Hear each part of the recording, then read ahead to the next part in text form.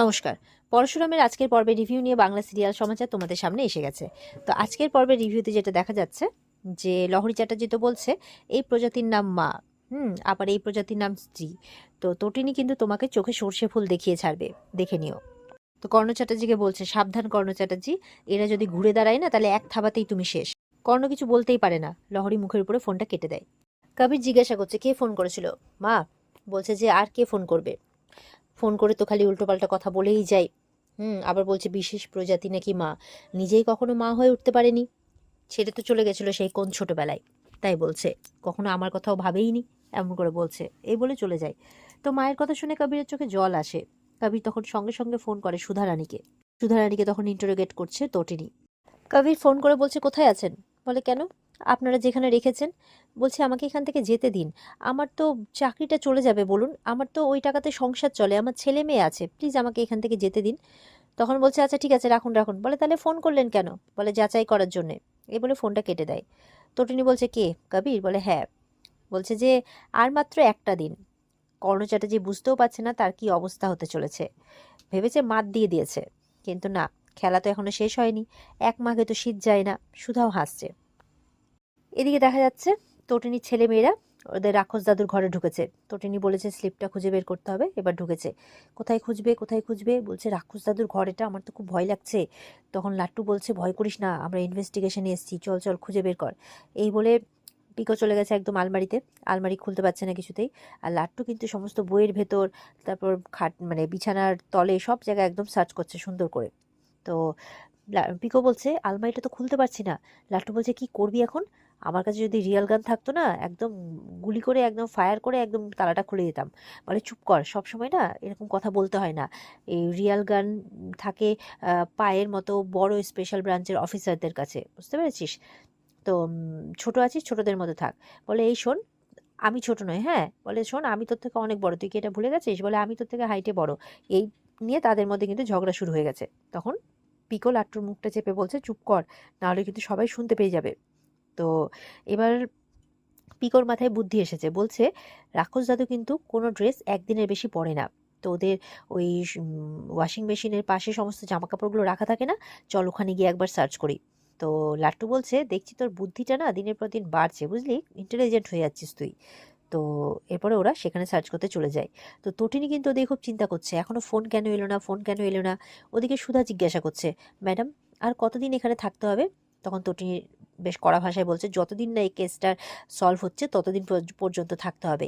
এটা দুটো বাচ্চার ভবিষ্যতের প্রশ্ন, এটা একটা পরিবারের প্রশ্ন, ঠিক আছে, যতদিন কেসটা সলভ না হচ্ছে ততদিন এখানেই থাকতে হবে।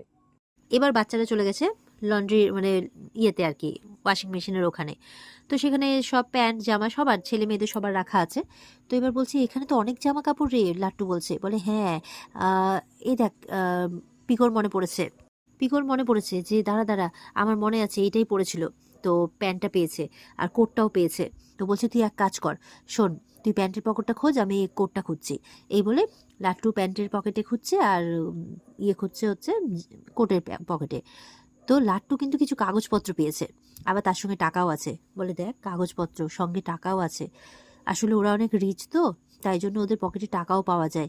আর এই ওয়াশিং মেশিনে জামা কাপড়ের সাথে টাকাও কাচা হয়ে যায়, তাই বলছে।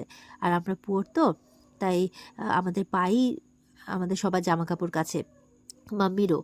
তো পিকো বলছে মাম্মির পেটিকোটও কেচে দেয়, দিয়ে ছাদে মেলে আসে, তাই বলছে। বলে এখন এইসব কথা ছাড়, চল নে খোঁজ। তো এই করতে করতে লাট্টু পকেটে আরও একটা কাগজ পায়, একটা বিল। তো বলছে দেখ তো কিসের বিল, পড়তে পারিস কিনা। তো পিকো পড়ছে, দেখছে আরে এটা তো টিফিন বক্সের বিল। ফোন বের কর, ফোন বের কর, এই বলে তার মাকে ফোন করেছে। এবার তো তটিনীকে ফোন করে বলে দেয় যে বিল পেয়েছে। তটিনী বলছে বাহ, এই তোমরা প্রমাণ করে দিলে যে তোমরা আমার ছেলে মেয়ে, তোমরা তোমাদের পায়ের ছেলে মেয়ে, সত্যি। এই বলে খুব ভালোবাসা জানিয়ে ফোনটা রেখে দেয় আর বলে যে ওটা কিন্তু খুব সাবধানে রাখবে, আমি সময় মতো এসে ঠিক নিয়ে নেব, কিন্তু খুব সাবধানে রাখবে। বলে হ্যাঁ মাম্মি, সাবধানে রাখবো। এবার তো তটিনী খুশি হয়ে যায়, বলছে কর্ণ চ্যাটার্জি, জিৎ মুখার্জি, এবার কি করবে, তোমরা তো ফাঁদে পড়ে গেছো। তো এই ভাবতে ভাবতে তখন পরশুরামের ফোন আসে। পরশুরাম কাঁদতে কাঁদতে ভারী গলায় বলছে আজকে আমি আমার বোনের হাড়গুলো দাহ করতে যাব। তো বলছে তুমি কেঁদো না, প্লিজ কেঁদো না, আমি তোমাকে খুব ভালোবাসি, কেঁদো না।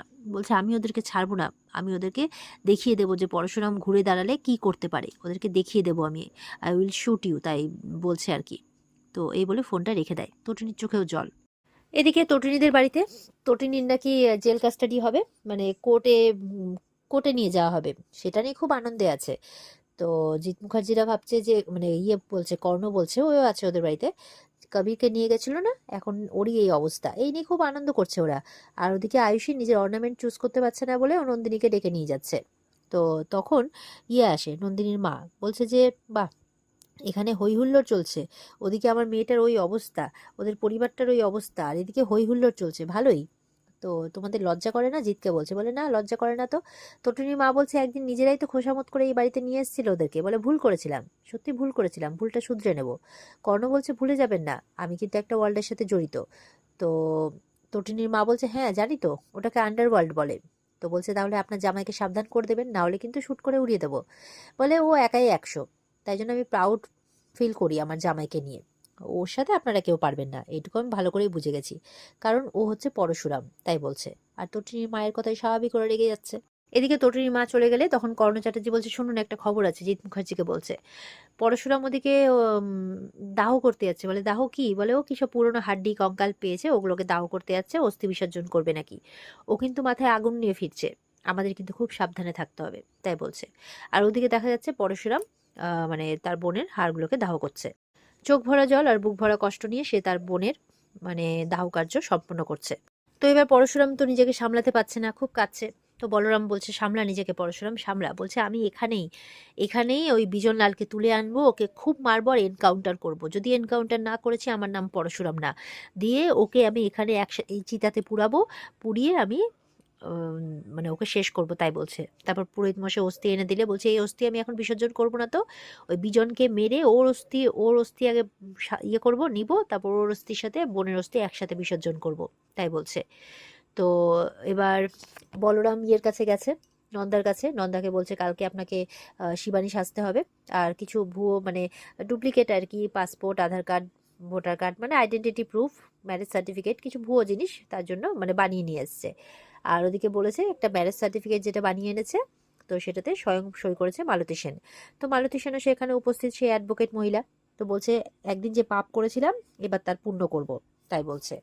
তো এবার পরশুরাম বলছে কালকে সকালে শুরু হবে আসল খেলা, আর শেষ হবে বুলেটের খেলা দিয়ে, তাই বলছে। এদিকে এবার আয়ুষীকে সাজানো হবে বিয়ের সাজে, কনের সাজে। তো বনুরাই সব সাজাবে বলছে একসাথে। তো এবার সেখানে প্রাচী এসছে, বলছে বিয়ের পিঁড়িতে বসার আগে ভাবনা চিন্তা করে নিস। তখন বাকিরা বলছে, জিৎ মুখার্জি বলছে কেন, ভাবনা চিন্তার কি আছে এখানে, হুম, একদম শুভ কাজে বাধা দিবি না। তখন তটিনীর মা এসে বলছে শুভ কাজ কি, সেটা তো অশুভ কাজ। ও জানে তো ভালো করে যে আমার জামাইয়ের বোনের সাথে বিজিতের বিয়ে হয়েছিল। আয়ুষী তো ঘাবড়ে যাচ্ছে শুনে। তখন নন্দিনী বলছে মিথ্যে কথা, একদম মিথ্যে কথা, তুই শুনবি না এসব, আমি ওটা বাকিটা দেখে নেব। প্রাচী বলছে কাকে দেখে নিবি, জামাইবাবুকে? উনি তো নিজে ওয়ান ম্যান আর্মি, পারবি দেখে নিতে? নন্দিনী চুপ করে যায়। তখন আরাধ্যার মা বলছে এই তোরা চুপ করতো, তো ওরা বাইরে চলে যায়, যথারীতি এদের মধ্যে কে থাকবে। আয়ুষীর মনে কিন্তু সেই ধারণাটা রয়ে গেছে। তো এবার আয়ুষীকে সাজানো হচ্ছে, আর ওদিকে সাজানো হচ্ছে নন্দাকে, সে তো শিবানী সাজছে, তাকেও বউয়ের সাজে সাজানো হচ্ছে। তো এদিকে সাজগোজ হয়ে যাওয়ার পর মানে আয়ুষীর মনটা কিন্তু বলে উঠছে বারবার, ওই তটিনীর মায়ের কথাগুলোই ভাবছে যে শিবানীর সাথে বিয়ে হয়েছিল, আর উঠে দাঁড়িয়ে পড়ে ভয়ে। তো বাকিরা বলছে কি হয়েছে, বলে না আমার খুব নার্ভাস লাগছে। জিৎ মুখার্জি বলছে চিন্তা করছিস কেন, আমি তো সম্প্রদান করব, তো চিন্তা করিস না। ওদিকে পরশুরাম বলছে বোনটার তো সম্প্রদান করতে পারিনি, বাবাও করতে পারিনি, ওটা আফসোস রয়ে গেল, তবে ওই বিজন লালকে শেষ করবই, আজকেই শেষ করব, তাই বলছে। তো মায়া ওদিকে সাজাচ্ছে। এদিকে তখন বলরাম খবর আনে যে ওই যে ক্ষিতীশ আর আরেকজন যে আছে তার খোঁজ পাওয়া গেছে, তাদের ট্রেস করা গেছে, চল তাড়াতাড়ি। এই বলে বলরাম মানে পরশুরাম আর কি বলরামের সাথে বেরোচ্ছে। বলরাম বলছে এদিকটা দেখে রেখো মায়া, ওকে সাজিয়ে রেখো, এরপরেই খেলা শুরু হবে।